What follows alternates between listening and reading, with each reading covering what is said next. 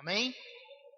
Nós estamos falando sobre a doutrina do autossacrifício. Diga comigo, a doutrina do autossacrifício. Hoje, na terceira mensagem sobre a doutrina do autossacrifício, nós vamos falar sobre os primeiros que se tornaram os últimos. E os últimos que se tornaram os primeiros. Diga, os primeiros que se tornaram os últimos. E os últimos que se tornaram os primeiros.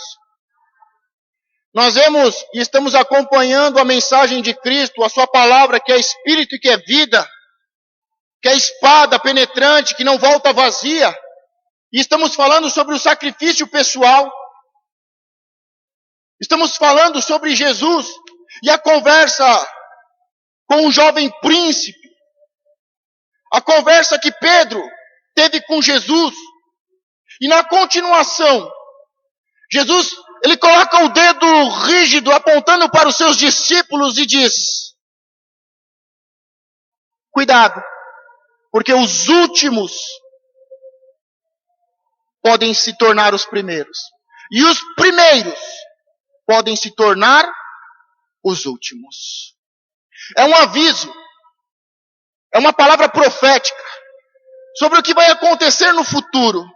E Jesus diz que muitos cristãos, trabalhadores do reino, muitos que são primeiros, como os 12, como os 70, como nós que estamos começando um trabalho aqui nessa região, os primeiros podem se tornar os últimos. E muitos últimos se tornarão os primeiros. Gostaria que agora você se colocasse de pé para lermos a palavra de Deus. Mateus capítulo 20. Do versículo 1 ao 16. Depois de Jesus ter estendido o dedo, em uma forma de advertência, e liberando uma palavra profética, uma parábola, muitos últimos se tornarão os primeiros, e muitos primeiros se tornarão os últimos. Jesus conta uma parábola para explicar esta palavra, para explicar por que uma pessoa que é primeira, que são os primeiros, podem se tornar os últimos. E por que muitos últimos se tornarão os primeiros? Vamos ler esta parábola. É a parábola dos trabalhadores. Diga, a parábola dos trabalhadores. Amém. Ao final de cada versículo, toda a igreja de Cristo diga amém bem forte em concordância à palavra de Deus. Porque o reino dos céus é semelhante a um homem, pai de família, que saiu de madrugada a assalariar trabalhadores para a sua vinha. E ajustando com os trabalhadores a um dinheiro por dia, mandou-os para a sua vinha. E saindo perto da hora terceira, viu outros que estavam ociosos na praça. E disse-lhes: ide vós também para a vinha, e dar-vos-ei o que for justo. E eles foram. Saindo outra vez, perto da hora sexta e nona, fez o mesmo. E saindo perto da hora 10ª, encontrou outros que estavam ociosos e perguntou-lhes: por que estáis ociosos todo dia? Disseram-lhe eles: porque ninguém nos assalariou. Disse-lhes ele: ide vós também para a vinha e recebereis o que é justo. E aproximando-se a noite, diz o senhor da vinha ao seu mordomo: chama os trabalhadores e paga-lhes o salário, começando pelos derradeiros até os primeiros. E chegando os que tinham ido perto da hora 10ª, receberam um dinheiro cada um. Vindo, porém, os primeiros, cuidaram que haviam de receber mais, mas do mesmo modo receberam um dinheiro cada um. E recebendo, murmuravam contra o pai de família, dizendo: estes derradeiros trabalharam só 1 hora, e tu igualaste conosco, que suportamos a fadiga e a calma do dia. Mas ele respondendo, disse a um deles: amigo, não te faço injustiça, não ajustaste tu comigo um dinheiro? Toma o que é teu e retira-te, e eu quero dar a estes derradeiros tanto como a ti. Não me é lícito fazer o que quiser do que é meu, ou é mau o teu olho, porque eu sou bom. Assim, os derradeiros serão primeiros, e os primeiros derradeiros, porque muitos são chamados, mas poucos escolhidos. Amém? Você pode colocar a sua Bíblia do lado e aplaudir ao Senhor pela tua palavra, que é viva. Só o Senhor é Deus. Só o Senhor é Deus. Só o Senhor é Deus. O Senhor vai ministrar ao seu coração. O Senhor tem uma palavra especial. Uma palavra abençoada. É uma palavra para a sua paz e a sua prosperidade. Para a restituição da sua família. Diga obrigado, Senhor, por poder estar na sua casa. Diga quantos desejaram estar aqui, mas estão presos nas drogas, na prostituição, perdidos pelos bares e por este mundo, atolados até o pescoço pela lama do pecado. Diga obrigado, Senhor, pelo privilégio de ter sido salvo e de estar sendo limpo de todo o pecado. O privilégio de ser o teu filho, o seu trabalhador. Diga, Senhor, me usa como teu trabalhador, como um servo bom e fiel, que entrou no teu gozo para salvar e restituir muitas famílias. Diga, eu sou o seu trabalhador. Ministre ao meu coração. Podeis tomar assento. A doutrina do autossacrifício. Semana passada nós vimos Pedro perguntando a Jesus: o que eu receberei? Porque eu deixei tudo para trás para trabalhar pelo Senhor, para trabalhar pelo seu reino. E Jesus respondeu: nesta vida você vai receber, e todos que trabalharem vão receber 100 vezes mais o que deixaram para trás. E na vida após a morte, receberão a vida eterna. Só que depois que Jesus fala sobre a recompensa daqueles que fazem sacrifícios, depois que Jesus diz: olha, Pedro, você deixou as suas redes e o seu barco, você deixou tudo para trás e me segue, é meu discípulo e é um trabalhador, você vai receber 100 vezes mais tudo aquilo que você sacrificar por mim e pelo meu reino, e a vida eterna. Só que em seguida Jesus estende o dedo, como já foi falado e ensinado. Mas ele diz: olha, Pedro, olha vocês que estão aqui, muitos que são primeiros, como vocês, que são 12, que são 70, que são apóstolos, que são os primeiros a começarem a trabalhar. Muitos dos primeiros serão os últimos, e muitos dos últimos serão os primeiros. E para explicar este jogo de palavras, de primeiros e últimos, Jesus ministra uma parábola, e é conhecida como a parábola dos trabalhadores. E como nós vimos, um senhor, dono de uma terra, de uma vinha, um pai de família, ele acorda cedo e ele vai convidando as pessoas para trabalharem na sua vinha. Ele vai até a praça e convida logo pela manhã: o que vocês estão fazendo? Estamos procurando emprego. Então trabalhem na minha vinha e eu vou lhe pagar o dia do trabalho. E ele vai fazendo assim no decorrer do dia. O que nós temos que entender é que esta parábola, ela não fala que todos são iguais no reino de Deus. É muito comum usarem esta parábola para dizerem que todos são iguais no reino de Deus. Que todos vão receber a mesma recompensa pelo trabalho feito. E isso não é verdade. Cada um de nós carregamos uma identidade. Cada um de nós somos um ser único, um filho especial. E cada um de nós, como filhos e trabalhadores, receberemos a recompensa e o salário por aquilo que sacrificamos. Por isso diga, nós não somos todos iguais. Amém? Todos nós vamos receber uma recompensa pelo sacrifício que fazemos.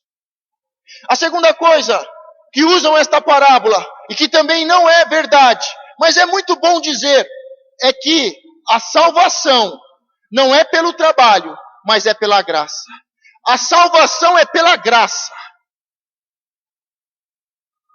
Mas a recompensa e o salário é pelo trabalho. Diga, a salvação é pela graça. Agora, o que é graça? Graça é algo imerecido. Eu não mereço a salvação. Nem eu e nem você. Não adianta me olhar com essa cara. Diga, ninguém merece a salvação.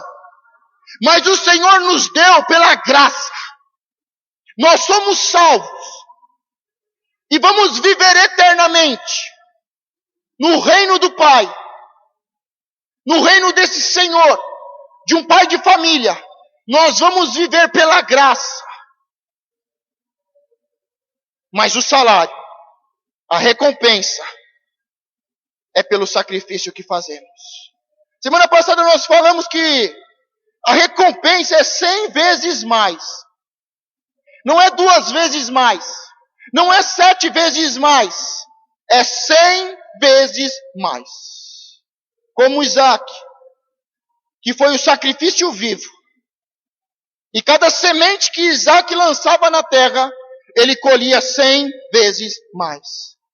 Por isso, a recompensa de cada sacrifício que fazemos, de cada semente que lançamos, é 100 vezes mais nesta vida e após a vida eterna.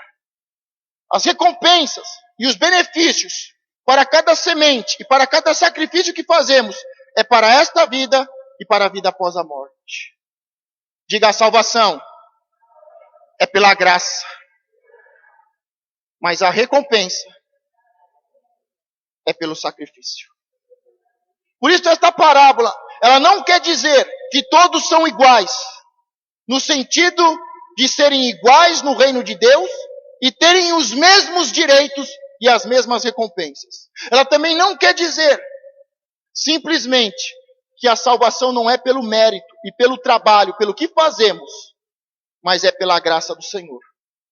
Mas, quando nós olhamos esta parábola, ela por si só, ela fala sobre a doutrina do autossacrifício. Ela fala que muitos primeiros serão os últimos, e muitos últimos serão os primeiros. Mas quando nós vamos falar sobre a recompensa, nós temos que ter em mente todo o texto bíblico. E Jesus usa 3 parábolas para falar sobre a nossa recompensa. Quantos aqui são trabalhadores do reino? Amém. Se você é um trabalhador do reino, você tem direito a uma recompensa. E Jesus vai usar 3 parábolas. A primeira é esta, a parábola dos trabalhadores. Mas ele usa também a parábola dos talentos. Diga, a parábola dos talentos. Das minas. São as 3 parábolas. E nós vamos analisar de uma forma bem simples e rápida estas 3 parábolas para que possamos entender a recompensa no mundo espiritual, como ela funciona. 3 coisas devem ser levadas em consideração para formar uma justa estimativa dos trabalhos das pessoas. A saber, a quantidade do trabalho. Diga, a quantidade do trabalho. A habilidade do trabalhador. E o motivo do coração. Estas são as 3 bases para sabermos sobre a recompensa. São os 3 pilares para recebermos as recompensas. As parábolas das minas e dos talentos, elas vão falar simplesmente de quantidade e qualidade. E no final nós vamos voltar à parábola dos trabalhadores para falarmos sobre o terceiro ponto, que é a motivação do coração. Então, quando nós olhamos as duas primeiras parábolas, a parábola das minas e a dos talentos, na parábola das minas, a habilidade é a mesma. Você que está anotando, esta parábola fica no livro de Lucas, capítulo 19, do versículo 12 ao 28. Então, na parábola das minas, cada servo, diga cada trabalhador, recebe uma mina. Amém. Mas a quantidade de trabalho feito varia. Um servo, com a sua mina, ganha 10 minas. Enquanto um outro, com o mesmo montante, ganha somente 5. Então, nesta parábola, o Senhor entrega uma mina para cada trabalhador. O primeiro trabalhador recebeu quantas minas? Diga uma. O segundo trabalhador recebeu quantas minas? Uma. Os dois trabalhadores receberam uma mina. Os dois são iguais e os dois têm uma mina. Só que a palavra diz que o primeiro trabalhador que recebeu apenas uma mina, ele trabalhou e multiplicou a sua mina, e de uma mina ele fez 10. Ele trabalhou muito ou trabalhou pouco? Muito. Agora a palavra, continuando, diz que o segundo servo, que também recebeu uma mina, ele trabalhou e multiplicou esta mina, e de uma mina ele agora tinha 5. Diga 2 trabalhadores. Cada um com uma mina. Só que o resultado do primeiro foi 10 minas. O resultado do segundo foi 5 minas. O Senhor só dá uma mina, e Ele dá uma quantidade que podemos administrar e governar. Tem pessoas que não receberam minas ainda, porque ainda não estão prontos, porque ainda não são de confiança ainda. Mas diz que 2 servos, cada um recebeu uma mina, e um multiplicou de 1 para 10, e o outro de 1 para 5. O primeiro ganha 10 cidades para governar. E adicionalmente, as seguintes palavras de elogio: bem está, servo bom, porque no mínimo foste fiel, sobre 10 cidades terás autoridade. Qual foi a recompensa desse primeiro servo que recebeu uma mina e de uma mina multiplicou e agora tem 10? A recompensa é que ele vai governar, ele vai ser um príncipe, diga, ele vai ser um príncipe sobre 10 cidades. Então este primeiro servo que recebeu uma mina e trabalhou muito e multiplicou de 1 para 10, a sua recompensa é que agora ele vai governar, ele vai ser um príncipe, uma autoridade sobre 10 cidades. E ele recebe um elogio. Diga, a recompensa e um elogio. Diga, ele foi honrado. Agora o segundo servo, que também recebeu uma mina, só que multiplicou apenas por 5, ele também vai ser recompensado. Todo o trabalho que nós fazemos, nós teremos recompensa. A diferença é que o primeiro, ele foi recompensado com 10 cidades, e ele foi honrado diante de todos. O Senhor chama ele de fiel.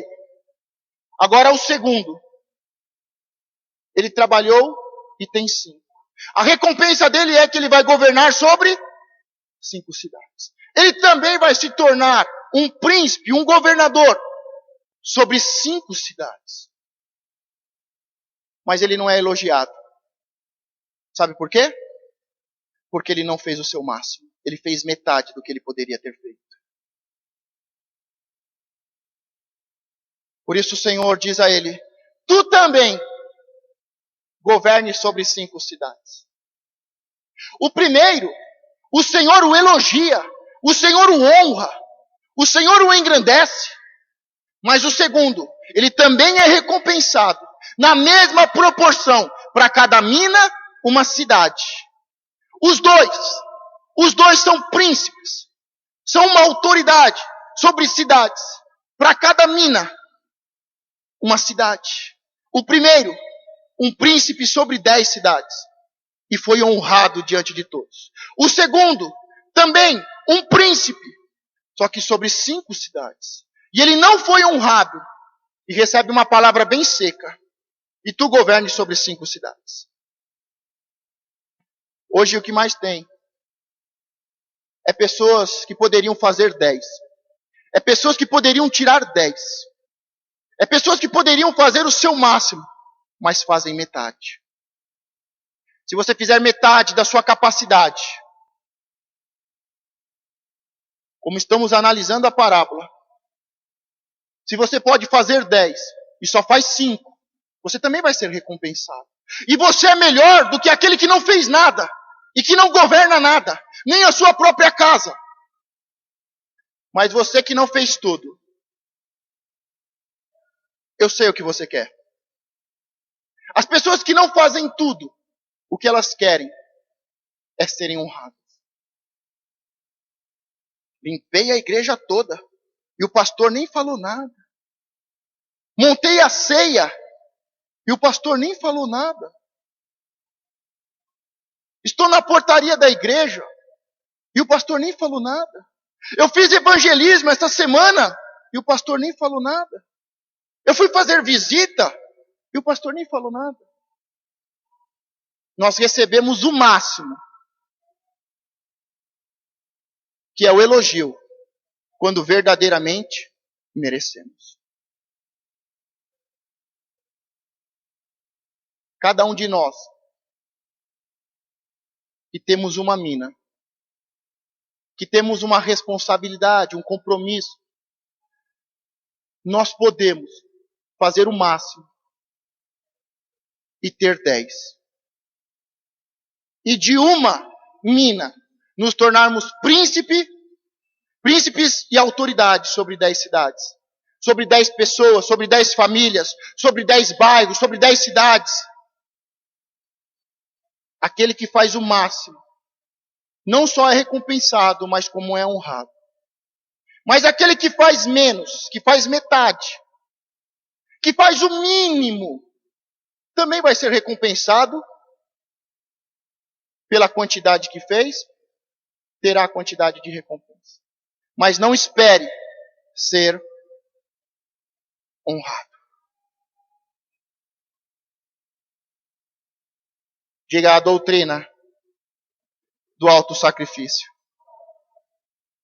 Agora, na segunda parábola, esta primeira parábola que falamos é a parábola das minas. E cada servo recebe uma mina. O primeiro multiplica por 10 e se torna príncipe de 10 e é honrado. O segundo servo multiplica uma mina por 5 e se torna governador de 5, mas não é honrado. Agora vamos ver a parábola dos talentos. Diga: a parábola dos talentos.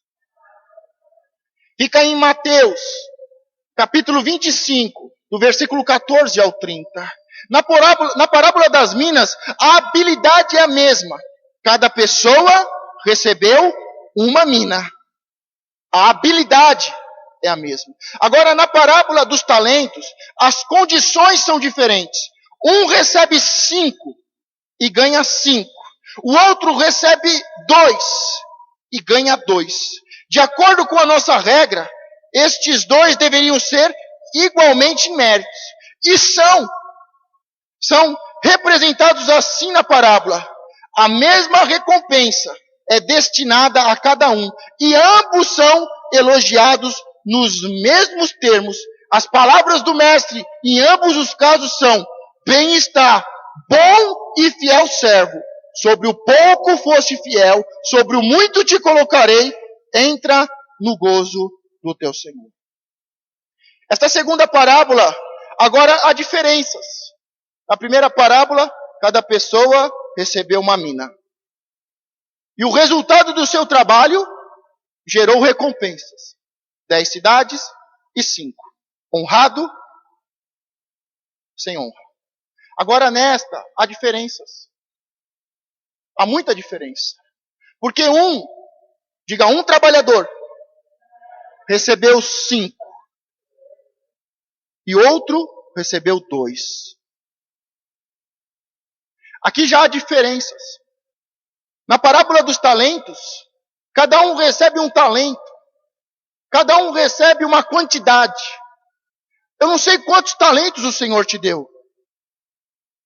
Eu não sei quais são os ministérios, os dons e as habilidades que o Senhor te deu. Mas todos nós temos talento. Tem pessoas que leem bem, tem pessoas que discursam bem, tem pessoas que cantam bem, tem pessoas que evangelizam bem, tem pessoas que socorrem bem, tem pessoas que oram em línguas, tem pessoas que intercedem, tem pessoas que visitam. Cada um de nós. A Bíblia fala de mais de 28 dons. Todos nós temos pelo menos 1 ou 2 dons. E nesta parábola, agora há uma diferença. Um recebeu 5, diga, um trabalhador recebeu 5 talentos. E o outro trabalhador, 2 talentos. Agora há uma diferença de quantidade, mas a qualidade é a mesma. Aquele que tinha 2 talentos, trabalhou e multiplicou para o dobro. 4. Diga 4. Aquele que tinha 5 talentos, trabalhou e multiplicou para 10. Os 2 trabalhadores trabalharam muito e multiplicaram, dobraram os seus talentos. Por isso, a recompensa dos 2 é igual. Se uma pessoa no nosso meio tem 10 talentos, e você chegou agora e só tem 1 talento, aquele que tem 10, ele tem que trabalhar e multiplicar os seus talentos para 20. E aquele que chegou agora, novo convertido, que só tem 1 talento, tem que trabalhar e multiplicar o seu talento de 1 para 2. E tanto aquele novo convertido, que de 1 foi para 2 talentos, e aquele que tinha 10 e foi para 20 talentos, receberão a mesma recompensa, e os 2 serão honrados. Tanto um crente mais antigo e mais experiente, maduro e trabalhador, como um novo convertido, um novo trabalhador. O importante é que o resultado foi igual, foi multiplicado, foi dobrado. Quantidade não é nada para Deus, a menos que exista zelo. E zelo não é nada para Ele, a menos que seja purgado de toda vanglória e busca de ganhos pessoais e egoístas. Uma fonte pura de bons impulsos, isenta de toda a fumaça das paixões carnais, uma chama pura de devoção nascida no céu. Agora vamos entrar na parte da motivação. Porque nós estamos falando simplesmente de quantidade. Quantidade e qualidade. Diga quantidade e qualidade. Quantidade, cada um recebeu uma mina. Um multiplicou para 5 e o outro para 10. Quantidade e qualidade. Um recebeu 5 talentos e o outro recebeu 2. Quantidade. Eles multiplicaram. Quantidade e qualidade. Agora vamos falar sobre a motivação. Diga a motivação. Porque o Senhor não vai simplesmente olhar o nosso trabalho, a quantidade que trabalhamos e a qualidade do trabalho. Ele vai olhar a quantidade, a qualidade e a motivação do nosso coração. Você pode trabalhar muito. Você pode ter muita quantidade de trabalho e muita qualidade de trabalho. Mas o que manda é a motivação do coração. Por que você está trabalhando? Qual é o motivo de você estar fazendo, trabalhando, orando, visitando, evangelizando, fazendo o projeto Obed-Edom? Motivos corretos beneficiam a todos. Motivos errados prejudicam a todos.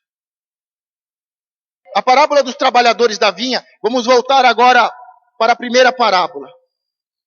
Nós começamos falando sobre a parábola dos trabalhadores da vinha. Depois falamos da parábola das minas, a parábola dos talentos, e focamos a quantidade e a qualidade. Mas é na parábola dos trabalhadores da vinha que nós vamos ver a motivação. É nesta parábola que nós lemos, que nós vemos não só o trabalho, o resultado do trabalho, mas vemos o coração, a motivação. Esta parábola tem a finalidade de enfatizar esta verdade. Insistir na necessidade de motivos e emoções corretas em conexão com trabalhos e sacrifícios. Ela ensina que uma pequena quantidade de trabalho feito com o espírito certo é de mais valor que uma grande quantidade feita com o espírito errado, por maior que tenha sido em sua execução. Colocando de uma forma didática, a lição da parábola é a seguinte: trabalhem, não como mercenários, diga, não como mercenários, amém, que apenas buscam os maiores ganhos possíveis, nem como os fariseus, que exigem tudo com arrogância, exigindo salários a que se julgam habilitados. Trabalhem humildemente, considerando-se, na melhor hipótese, servos inúteis. Generosamente e como homens superiores ao cálculo egoísta de vantagens. Confiandamente, como homens que confiam na generosidade do grande empreendedor, considerando-se como alguém que não é necessário proteger-se através do estabelecimento de um contrato ou de uma rápida barganha. Quando nós vemos esta parábola e este senhor, este pai de família, ele vai logo pela manhã contratar trabalhadores. Quando olhamos o texto e vemos a conversa com os primeiros trabalhadores, a grande questão da conversa é a barganha. Vem trabalhar para mim. Vem trabalhar na minha vinha. Eu vou te pagar um dia. Há uma negociação com os primeiros. E conforme ele vai chamando as outras pessoas, quando ele chega nos últimos, não há uma negociação. Os últimos simplesmente estão felizes, porque vão poder trabalhar pelo menos 1 hora na vinha do Senhor. Por isso, nesta parábola, muito mais do que a quantidade e a qualidade, Jesus está falando sobre a motivação do coração. Jesus está falando: Pedro, você vai ser recompensado, Pedro. Vocês 12, os 70, a multidão que está aqui, todos os meus cristãos, todos os meus trabalhadores serão recompensados, Pedro. Todos serão recompensados. Mas qual é a motivação do seu coração, Pedro? Porque você está me questionando, Pedro, sobre o que você vai ganhar, sobre qual é a sua recompensa. Você está trabalhando com o coração voluntário, Pedro? Porque eu tenho prazer em te abençoar, Pedro. Eu não vou deixar faltar nada na sua mesa. Eu não vou deixar de te abençoar, Pedro. Porque eu te amo. E eu sou um Deus justo. Mas e você, Pedro? Como está o seu coração? Você está trabalhando para quê, Pedro? Para ter um título de apóstolo, Pedro? Você não está confiando em mim, Pedro? Você quer uma carta, um contrato, uma carteira assinada, Pedro? Você quer uma garantia, Pedro? Ou você confia em mim? Esta era a motivação que o Senhor está mostrando nesta parábola, porque ela é continuação da conversa do príncipe com Jesus e de Pedro com Jesus sobre a recompensa e a vida eterna, a salvação.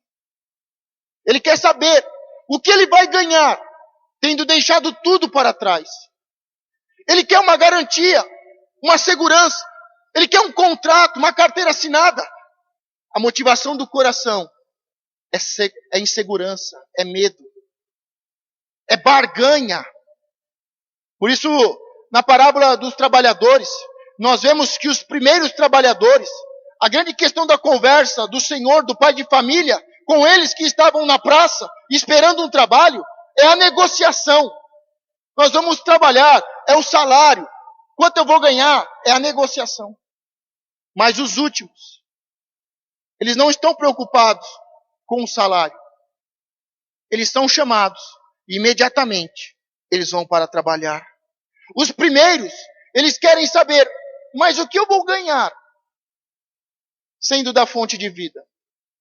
O que eu vou ganhar servindo a comunidade, fonte de vida? O que eu vou ganhar fazendo a obra de Deus neste lugar? O que eu vou ganhar sendo fiel aos pastores, aos irmãos e à obra do Senhor? Eles querem barganhar os primeiros. Eu só venho se eu for líder de louvor. Eu vou deixar tudo, mas eu vou deixar tudo se o Senhor me ungir a pastor. Eles querem negociar, eles querem barganhar. Por isso não é a quantidade e nem a qualidade do seu trabalho, mas é a motivação do seu coração. Os primeiros representam os calculistas e autocomplacentes. Os últimos representam os humildes, abnegados, generosos e confiáveis. Nesta parábola, os últimos são como Abraão. São homens que parecem com Abraão, que recebem um chamado e deixam o seu pai, a casa do seu pai, a sua terra, e eles caminham em obediência. Os últimos na parábola são como homens que parecem, homens parecidos com Abraão. Os últimos nesta parábola, os últimos são as mulheres com o vaso de alabastro. Os primeiros são os irmãos mais velhos da parábola do filho pródigo. Os primeiros são os irmãos mais velhos que trabalham, que fazem tudo, que nunca cometeram um erro, mas a motivação do coração é maligna. Não há amor, não perdoam, não estão preocupados com o irmão perdido. Os primeiros, nesta parábola dos trabalhadores, são como o irmão mais velho. Os últimos, nesta parábola, são como o irmão mais novo, que pecam, se arrependem e voltam para a terra, para a casa do Senhor, para o pai de família. As duas classes, diferindo assim em pensamento, são tratadas na parábola precisamente como deveriam ser.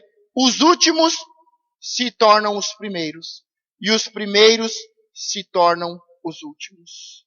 Os primeiros na parábola que estão negociando, e os últimos na parábola que estão por amor. O que nós podemos ver é que os últimos são pagos primeiros. Quando o Senhor na parábola, o pai da família, chega ao final do dia e que ele vai pagar e dar a recompensa para cada trabalhador, ele não chama os primeiros, que foi negociado, que foi barganhado. Ele chama os últimos. Porque ele tem prazer em abençoar. E o Senhor abençoa primeiro os últimos. Aqueles que não negociam. Aqueles que não barganham. Aqueles que vêm aqui e dizem: Senhor, eu sou dizimista. Aqueles que vêm aqui: Senhor, eu já fiz isso. Quanto tempo eu sou crente te servindo? O Senhor não tem pressa em abençoar estes primeiros. Os primeiros, os que mais fazem. O Senhor não tem pressa em abençoar esta classe de pessoas. Esta classe de pessoas que são os primeiros, que começaram, que trabalham, que têm quantidade e que têm qualidade, mas que a motivação do coração está errada. Ele não tem prazer em abençoar. Ele tarda em pagar. É o último a receber o seu salário, a sua recompensa. Porque o Senhor não tem prazer naquele que negocia, naquele que barganha, naquele que fica murmurando. Mas Ele manda chamar primeiro, traga os derradeiros, os últimos. Aqueles que trabalharam apenas 1 hora. Isso mostra que o Senhor tem prazer em abençoar os últimos que são os primeiros. Para mostrar o prazer que o Mestre tem em recompensá-los, manda chamá-los primeiros. E eles recebem o salário, não de 1 hora que trabalharam, mas eles recebem a recompensa, como se tivessem trabalhado um dia todo. Trabalho. E não é a quantidade e a qualidade de trabalho, mas é a motivação do coração. O Senhor recompensa cada um de nós pelo trabalho que fazemos. A quantidade de trabalho, a qualidade do trabalho, mas principalmente a motivação do coração. Por isso, nesta parábola, aqueles que trabalharam 12 horas, receberam o salário por 12 horas. Eles trabalharam, aguentaram o calor do dia e a calma do dia. E o que foi negociado, eles receberam. O Senhor é justo. O que o Senhor prometeu para você, Ele é fiel para cumprir. Se você negociou com o Senhor, pode ter certeza que o Senhor vai cumprir. Ele não deve nada para ninguém.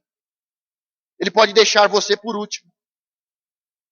Porque você se acha o primeiro. Você se acha importante. Você negocia, você barganha.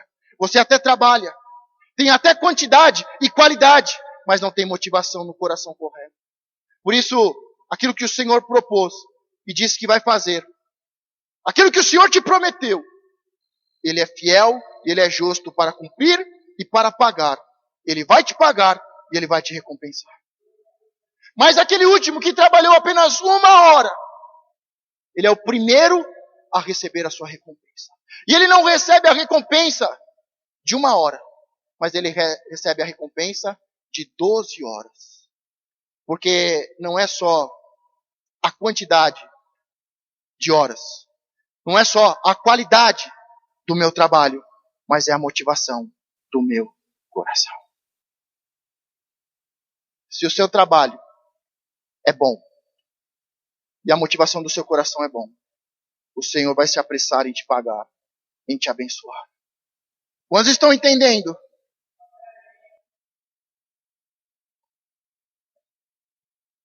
Por isso, há muitas pessoas que limpam o chão. Há muitas pessoas que trabalham.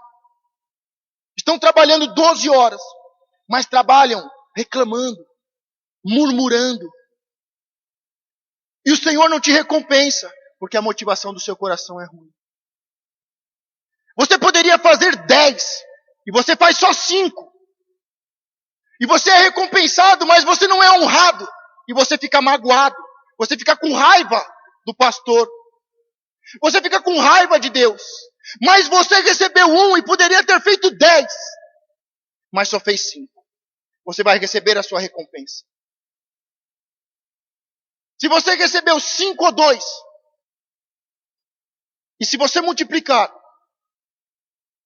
você vai ser recompensado e honrado. Diga, é a quantidade e a qualidade, mas principalmente a motivação do coração. Eu quero te perguntar como é que está a motivação do seu coração. Eu quero te perguntar por que você veio aqui hoje. Eu quero te perguntar, você tem feito o melhor? Você tem sacrificado o melhor para Deus? Você poderia fazer 10, você está fazendo 10 ou está fazendo 5? O que você está fazendo aqui hoje? Qual é a motivação do seu coração? Qual é a quantidade do seu trabalho? Qual é a qualidade do seu trabalho? E qual é a motivação do seu trabalho? Hoje é muito simples, porque, como eu falei, muitas pessoas, elas querem barganhar. Nós começamos a igreja aqui, e muitos chegam e querem barganhar. Pastor, eu vou ficar se o Senhor colocar eu para cuidar da ceia. Pastor, eu vou ficar se o Senhor me colocar como líder dos semeadores. Se o Senhor deixar eu subir no púlpito. São trabalhadores, negociadores. Estão sempre barganhando. Deste jeito tem um monte de trabalhadores. E quando ele está aqui, ele não recebe a recompensa que ele quer. Ou quando ele não é elogiado, ele vira a esquina e encontra outra. Mas uma coisa é certa. Não é o pastor Marcos e a pastora Carla que dá a recompensa para você. Não é a fonte de vida que dá a recompensa para você. Por mais que nós somos seus pastores, por mais que nós somos a comunidade fonte de vida, a família fonte de vida, é Deus que vai recompensar o seu trabalho. Eu espero que muitas pessoas possam estar entendendo. Porque muitas pessoas ficam tristes, muitas pessoas ficam magoadas, muitas pessoas ficam iradas com os pastores, muitas pessoas estão frustradas com Deus, Deus não me abençoa. Mas a questão é, o que você fez para merecer uma recompensa? O que você trabalhou para receber um salário? Como está o seu trabalho como um servo de Deus? Como está o seu trabalho? Como está a qualidade do seu trabalho para Deus? E qual é a motivação do seu coração? Quanto tempo faz que você não trabalha? Quanto tempo faz que você não vem para um faxinão? Quanto tempo faz que você não acompanha as orações? Quanto tempo faz que você não acompanha a equipe de evangelismo pelas ruas e pelas casas? Quanto tempo faz que você não trabalha num projeto Obed-Edom? O Senhor é justo. E Ele vai recompensar o trabalho que fazemos. Agora, esses primeiros trabalhadores, eles ficam indignados.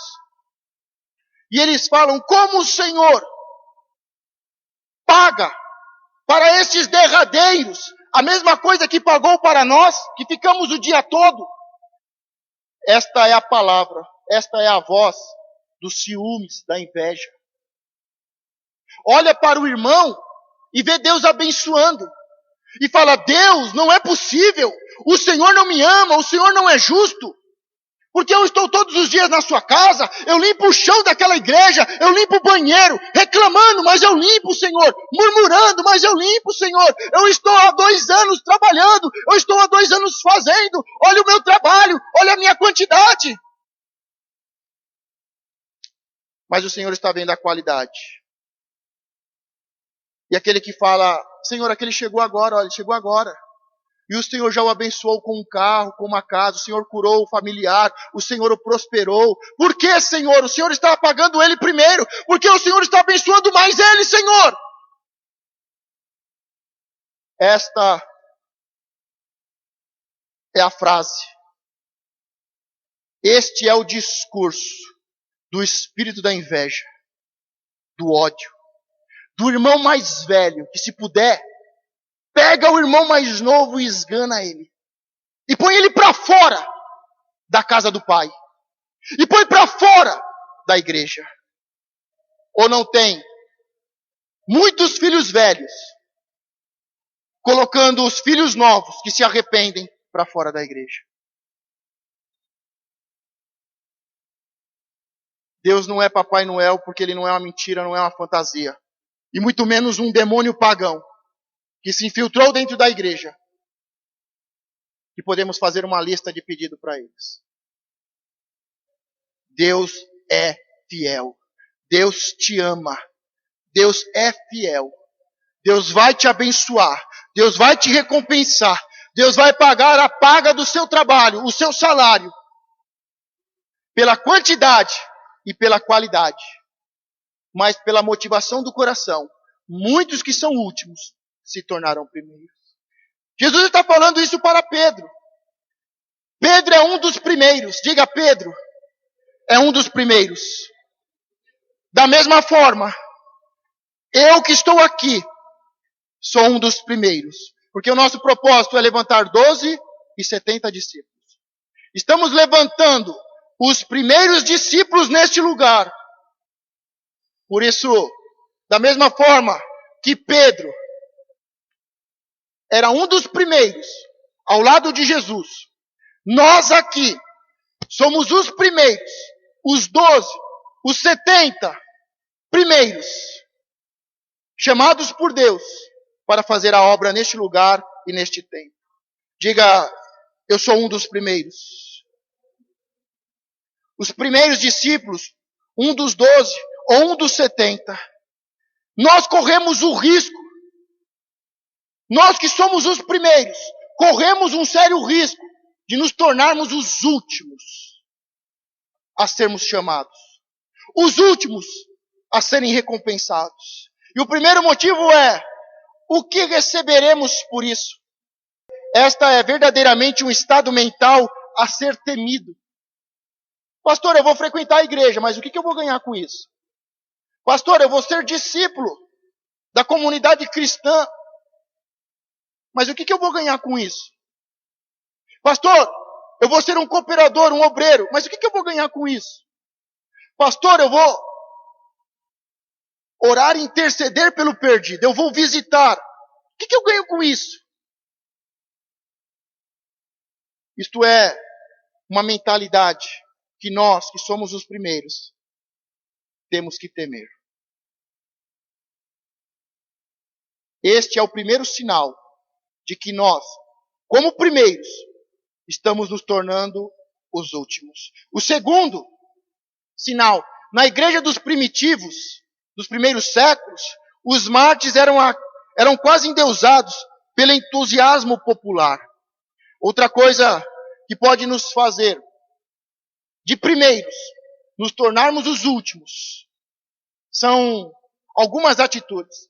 E aqui eu trouxe um exemplo que, na época de Pedro, os mártires, aqueles que eram perseguidos, apedrejados, aqueles que eram lançados no Coliseu para os leões, aqueles que eram mortos, aqueles que eram quase mortos, se tornavam semideuses. Eles tinham a autoridade para perdoar pecados. Por isso, há algumas atividades, há algumas posições que tomamos, que elas se tornam supervalorizadas. E nos achamos o máximo por causa disso. Por exemplo, eu sou dizimista. E daí que você é dizimista, você não faz mais do que obedecer a palavra. Não, pastor, eu não sou. Você não faz mais do que desobedecer a palavra. Você acha que você é especial porque você é dizimista? Naquela época, na igreja primitiva, eram aqueles que quase morreram, que foram apedrejados, que foram mutilados. Havia desfile, havia uma reverência, uma adoração. Eles eram considerados como semideuses. Por isso, algumas atitudes que nos fazem nos sentirmos muito importantes. Como hoje, ser dizimista, as pessoas se acham muito importantes porque são dizimistas. Este é o segundo sinal. Quando estamos fazendo uma coisa em que poucos fazem, e porque poucos fazem, nos sentimos melhores e maiores do que os outros.